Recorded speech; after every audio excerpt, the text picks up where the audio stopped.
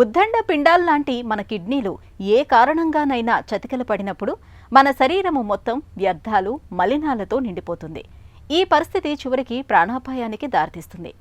ఈ విపత్కర పరిస్థితిని ఎదుర్కొనేందుకు బయట నుంచి కిడ్నీల్లాగా పనిచేసే కృత్రిమ యంత్రాల తోడ్పాటును తీసుకోవాల్సి ఉంటుంది. కిడ్నీలు విఫలమైన వారికి డయాలసిస్ అనేది సంజీవని లాంటిది. సమయానికి డయాలసిస్ చేయించుకుంటూ ఆరోగ్యకరమైన జీవనశైలిని ఆచరిస్తూ ఉంటే కిడ్నీ జబ్బు ఉన్నప్పటికీ మిగతా అందరిలాగానే హాయిగా జీవనం సాగించవచ్చు. డయాలసిస్గా పిలిచే ఈ ప్రక్రియ గురించి ఇప్పుడు తెలుసుకుందాం.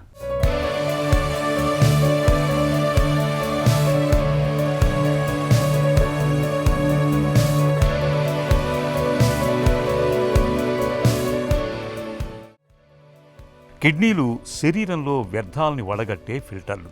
ఒక్క రోజులో దాదాపు 1500 లీటర్ల రక్తాన్ని శుద్ధి చేస్తాయంటే మనం కిడ్నీల పనితీరును అర్థం చేసుకోవచ్చు.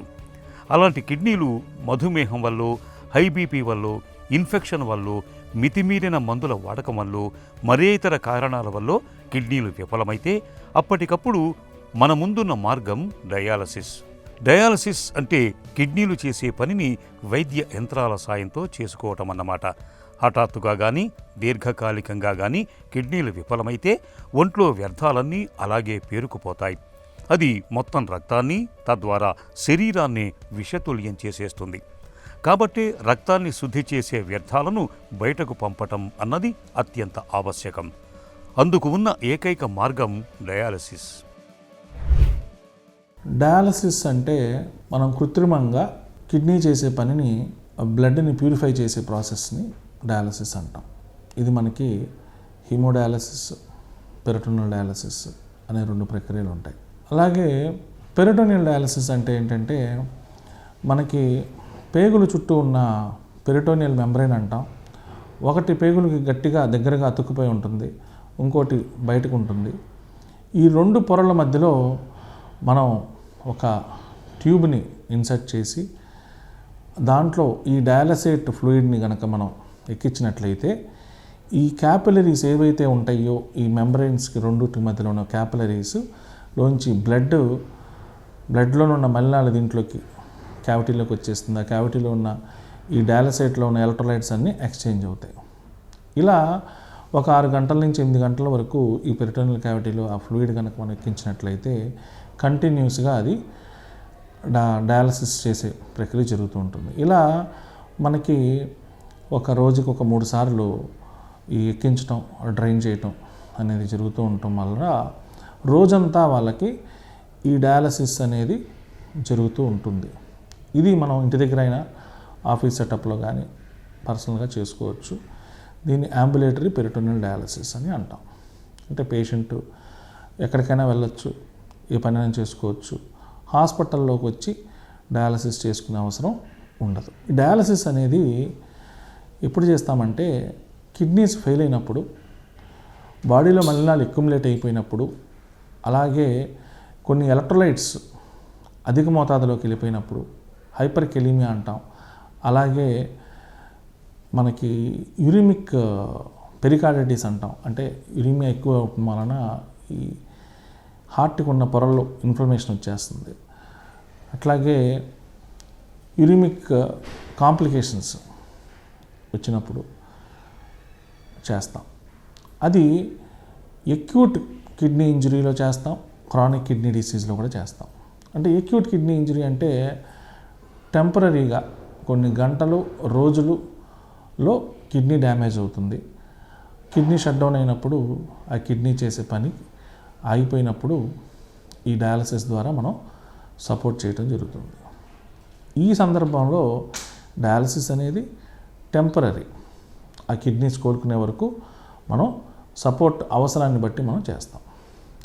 Chronic kidney disease maintenance dialysis అంటే ఏంటి? పర్మనెంట్గా కిడ్నీస్ డ్యామేజ్ అయిపోయిన వాళ్ళల్లో వీళ్ళు సర్వైవ్ అవ్వరు కాబట్టి డయాలసిస్ అనేది కంటిన్యూస్గా వాళ్ళ లైఫ్ లాంగ్ చేయటం అనేది జరుగుతుంది. ఈ డయాలసిస్ కాకుండా వాళ్ళు సర్వైవ్ అవ్వాలి అంటే కిడ్నీ ట్రాన్స్ప్లాంటేషన్ ఆప్షన్ అనేది ఉంటుంది. చాలామంది అడిగేది ఏంటంటే షుగర్ పేషెంట్స్లో పెరిటోనియల్ డయాలసిస్ చేసుకోవచ్చునా, హిమోడయాలసిస్ బెటర్ కదా అని. అలా ఏం కాదు. షుగర్ పేషెంట్స్లో వచ్చిన కిడ్నీ డిసీజ్లో కూడా పెరిటోనియల్ డయాలసిస్ చేసుకోవచ్చు. కాకపోతే ఏంటంటే పెరిటోనియల్ డయాలసిస్లో ఉన్న చిన్న ఇదేంటంటే 2-3 సంవత్సరాలు అయిపోయిన తర్వాత ఆ పెరిటోనియల్ మెంబ్రెయిన్ అనేది అంత బాగా ఉండకపోవటం వల్ల రికరెంట్గా పెరిటోనైటిస్ ఎప్పుడన్నా వచ్చినప్పుడు ఆ పెరిటోనియల్ మెంబ్రెయిన్ నుంచి ఎక్స్చేంజ్ అంత బాగా జరగదు. అంటే మొదటి 3 సంవత్సరాలు 4 సంవత్సరాల్లో జరిగినంత ఎఫిషియన్సీగా మనకి ఆ పెరిటోనియల్ డయాలసిస్లో ఎక్కువ కాలం అయిన తర్వాత ఉండకపోవచ్చు అనేది ఒక పాయింట్. డయాలసిస్లో 2 రకాలు ఉంటాయి. ఒకటి హీమోడయాలసిస్, రెండోది పెరిటోనియం డయాలసిస్. రక్తాన్ని శుద్ధి చేయటంలో రెండూ కూడా చక్కగా పనిచేసేవే. ఎవరి సౌలభ్యాన్ని బట్టి వారు ఈ రెండింటిలో ఏదో ఒక డయాలసిస్ ప్రక్రియను ఎంచుకుంటారు. అయితే డయాలసిస్ను జీవితాంతం చేసుకోవాలా అన్నది అందరినీ వేధించే ప్రశ్న. నిజానికి కొందరిలో హఠాత్తుగా వచ్చిపడే కిడ్నీ ఫెయిల్యూర్ ఉంటుంది. అలాంటి వారిలో కొన్ని రోజుల్లోనే మూత్రపిండాల పనితీరు తిరిగి చక్కబడుతుంది. కాబట్టి వాళ్ళు జీవితాంతం డయాలసిస్ మీద ఉండాల్సిన పని లేదు. దీర్ఘకాలికంగా వచ్చిపడిన కిడ్నీ ఫెయిల్యూర్ అయితే మాత్రం దానికి జీవితాంతం డయాలసిస్ చేయించుకోవాల్సిందే. డయాలసిస్ వద్దనుకుంటే మాత్రం ఖచ్చితంగా కిడ్నీ మార్పిడి ఆపరేషన్కు వెళ్లాల్సి ఉంటుంది. హీమోడయాలసిస్, పెరిటోనియల్ డయాలసిస్లో ఏది మంచిది అని కనుక అడిగినట్లయితే 2 క్రానిక్ కిడ్నీ డిసీజ్ పేషెంట్స్కి ఈక్వల్గా పనిచేస్తాయి. అయితే మరి ఎవరికి ఏది చేయాలనేది మనం ఎలా నిర్ణయిస్తామంటే మొట్టమొదటిగా పేషెంట్ చాయిస్.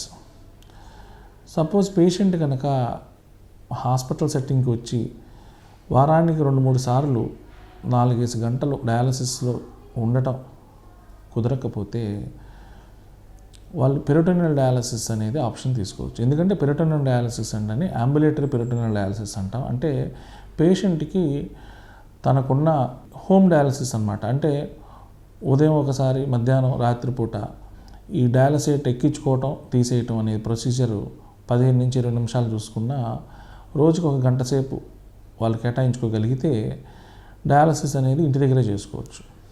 రెగ్యులర్గా 15 రోజులకి, నెలకు ఒకసారి డాక్టర్ కన్సల్టేషన్ చేసుకుని ఆ పెరిటోనియల్ డయాలసిస్ ప్రిస్క్రిప్షన్ అనేది మార్చుకుంటూ ఇంటి దగ్గరే చేసుకోవచ్చు. సో ఎవరికైతే అలా హోమ్ డయాలసిస్కి ఇష్టపడతారో వాళ్ళకి పెరిటోనియల్ డయాలసిస్ అనేది చేయొచ్చు. డయాలసిస్ పేషెంట్స్కి పర్టికులర్గా chronic kidney disease, end stage renal disease వచ్చిన వాళ్ళకి మనం ముందే సన్నద్ధం చేసుకోవాలి. అంటే ఇప్పుడు మనం హిమోడయాలసిస్ మనం ప్లాన్ చేద్దాం అనుకున్నప్పుడు వాళ్ళకి ఏవీ ఫిస్టులా అనేది మనం చేయటం చాలా అవసరం. ఏవీ ఫిస్టులా అంటే ఒక ఆర్టరీని వీన్ని మనం కలపటం వల్ల వీన్ ఆర్టరైజేషన్ అయ్యి వీన్ చాలా లావుగా అవుతుంది. దాని ద్వారా మనం ఫిస్టులా నీడిల్స్ పెట్టుకొని బ్లడ్ని మనం బయటికి తీసుకురావడం జరుగుతుంది. ఇలా కాకపోతే మనం సెంట్రల్ లైన్స్ అది వేసుకున్నప్పుడు ఆ ఇన్ఫెక్షన్స్ వచ్చే అవకాశం ఉంటుంది. కాబట్టి ఏవీ ఫిస్టులా అనేది ముందే ప్లాన్ చేసుకోవాలి. Dialysis patients chronic kidney disease నుంచి ఎండ్ స్టేజ్ రినల్ డిసీజ్కి వెళ్తుంటారు. కాబట్టి ఎర్లీ స్టేజ్ ఆఫ్ వాళ్ళ కిడ్నీ డిసీజ్లో ప్రోటీన్ ఇంటేక్ అనేది తక్కువ తీసుకోమని చెప్పడం జరుగుతుంది. ఒక్కసారిగా డయాలసిస్కి రాగానే వాళ్ళు ప్రోటీన్ ఇంటేక్ పెంచమని చెప్తాం. అది చాలా కష్టమైన పని. ఎందుకంటే డయాలసిస్కి వెళ్ళేంతవరకు వాళ్ళకి 20% ప్రోటీన్ తక్కువ తినమని చెప్తాం. అంటే 0.8 grams per kg body weight recommendation చెప్తాం. నార్మల్ పర్సన్స్కి 1 gram చెప్తాం.